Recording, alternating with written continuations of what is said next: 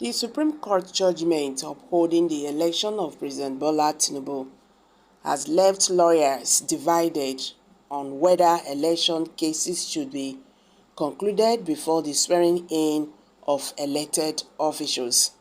Hey guys, welcome back to Prospect Channels TV.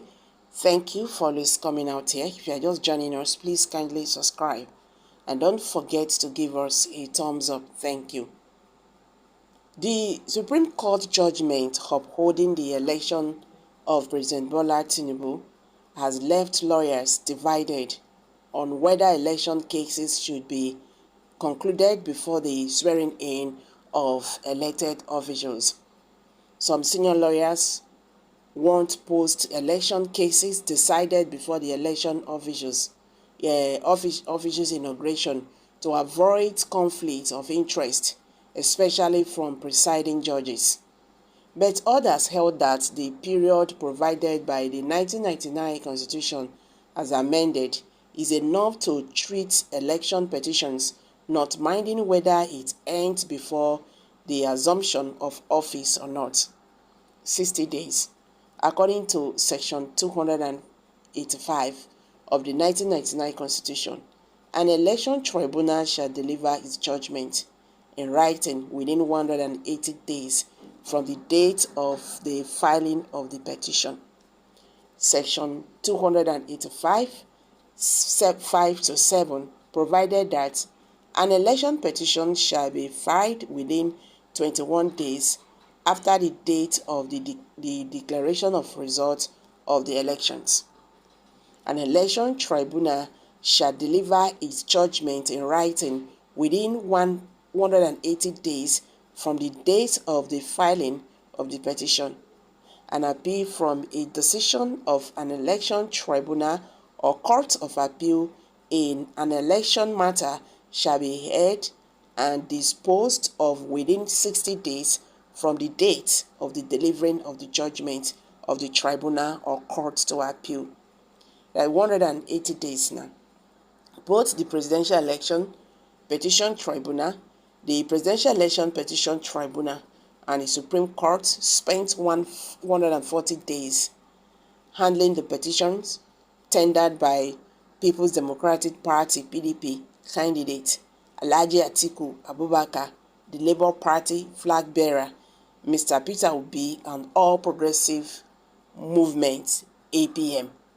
In the end, the Appeals Court affirmed Tinubu as a valid winner of the presidential election held on February 25th, giving suspicions that usually trail the outcome of such judgment in favor of any incumbent and fears of a clash of interest. Lawyers, in conversations with Sunday Vanguard, gave their opinions on the way forward. Aberration. A legal luminary, Professor Awa Kalo San, said, ideally, when you have a context for the highest political seats in the country, even at the state level, it makes sense to clear every electoral hurdle, including litigation, before the winner takes the prize. If you are running a race, 100 meters, 400 meters, 1,500 meters, whatever the type of race or competition, ordinarily, you finish the competition before somebody picks up the prize. So, it makes sense, even in the politics, for any competitor to pick up the prize after the race. It is not when the race is still on. Somebody already has the prize. It makes it difficult for the umpire to say, give us back the trophy. So let's present it to another person. That certainly is an aberration. So I recommended very strictly that we should finish the race before the title is won. So when somebody appreciates all the powers, whether or a president or as governor or as a member of the legislature and so on, let the totality of the completion be over before you present the trophy. That is my position. And there are many reasons for this, including the point I have just made. If you present a trophy and you restart the completion, even the referee will be shying to say, "Oga, bring back your trophy so that we can give it to the person that has won." You will hear it even in commentary that it has never happened before. How do you remove a president, governor, or whosoever? I believe it makes sense.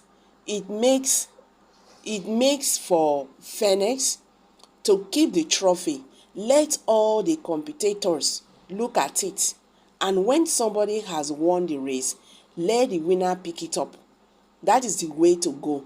It is not when somebody is already a president or a governor or a legislator that you start litigation and he now uses the weight of his office. Also speaking, Mr. Kalu Aduke San said he called for election petitions to be concluded before swearing in is worth looking into. He said the agitation to have an election petition concluded before swearing in is worth looking into. If that should then be the case, our electoral act will have to be amended to have more time for preparation and holding of the elections that will allow the 10 months period for electoral litigation to be concluded before the swearing in of newly elected officials is done. The meaning of the above is that we need to bring the time for holding the elections closer or earlier, or at least 10 months before the 29th day of May of the election year, holding the elections 2 or 3 months before the swearing in date cannot guarantee conclusions of electoral case or cases before the handover date. However, I believe that what we need most is the need to ensure that elections are free, fair, and transparent. The National Assembly has tried with the various provisions enacted into the Electoral Act 2023. We need to ensure that we create a greater guarantee of elections being held in peace and with minimized possibility of undue manipulation and interference. So guys, what's your take on this? Let's hear from you. Kindly share your thoughts below the comment section. Thank you.